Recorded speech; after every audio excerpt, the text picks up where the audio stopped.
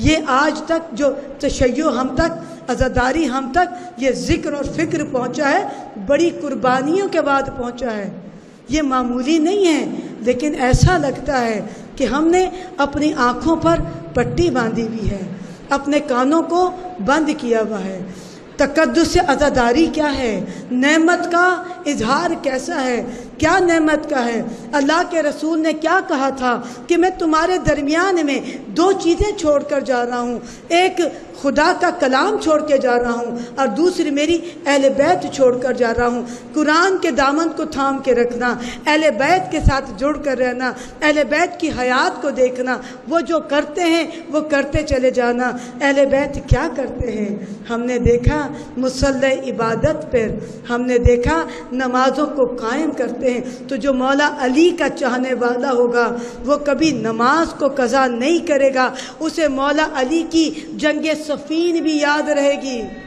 ابھی کچھ دن پہلے کسی نے مجھ سے کہا کیا آپ نماز اور نماز قرآن کے پیچھے لگے رہتے ہو؟ اصل تو عزاداری ہے، عزاداری ہی تو ہمیں سلیقہ بتاتی ہے کہ مولا کس سے راضی ہوں گے، خدا کس سے راضی ہوگا، ہم کیسے حق کے مودت ادا کریں گے۔ تیر برس رہے ہوں، جنگ صفین گھمسان کی جنگ ہو، فقیر شام ہو وہاں پر، اور غضب کی جنگ ہو رہی ہے اور مولا بار بار آسمان کو دیکھ رہے ہیں۔ تو اب مالک اشتر کہتے ہیں مولا اضطراب کیسا، مولا بے چینی کیسی؟ کہا دیکھتے نہیں ہو ظہر کا وقت ہونے والا ہے، کہ مولا ایک واجب ادا کر رہے ہیں، مولا یہ جنگ ہو رہی ہے، کہ اسی نماز کے لیے تو جنگ ہو رہی ہے۔ مکتب اہل بیت کے پیروکار، فقہ جعفریہ کے پیروکار، یاد رکھیے امام جعفر صادق مولا اس دنیا سے جا رہے ہیں تو مولا کی وصیت کیا ہے؟ مولا کہتے ہیں کہ ہم اس کی شفاعت نہیں کریں گے کہ جو نماز کو سبک رکھے۔ سبک سے مراد کیا؟ کہ جو نماز کو اہمیت نہ دے اور جو نماز کو برملا چھوڑ دے۔ تو پھر مولا نے کہا وہ کافر ہے۔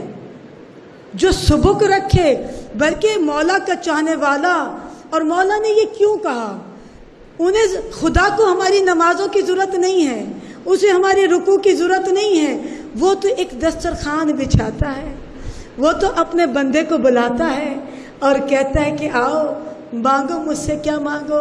جب تم 5 مرتبہ آتے ہو اور 17 مرتبہ کہتے ہو ایاک نعبد و ایاک نستعین، ہم تیری ہی عبادت کرتے ہیں، ہم تجھی سے مانگتے ہیں، وہ کہتا ہے یہ انویٹیشن ہے، یعنی اس وقت ہم خدا کی بارگاہ میں ہوتے ہیں۔ اور جسے مولا سے مودت اور محبت ہوگی تو مولا کس بات کو یاد رکھے گا؟ کیونکہ علی کو عشق ہے اللہ سے اور ہمیں ہے عشق علی سے۔ جسے علی سے عشق ہوگا وہ سے علی کی سیرت کی طرف اس کی نظر رہے گی۔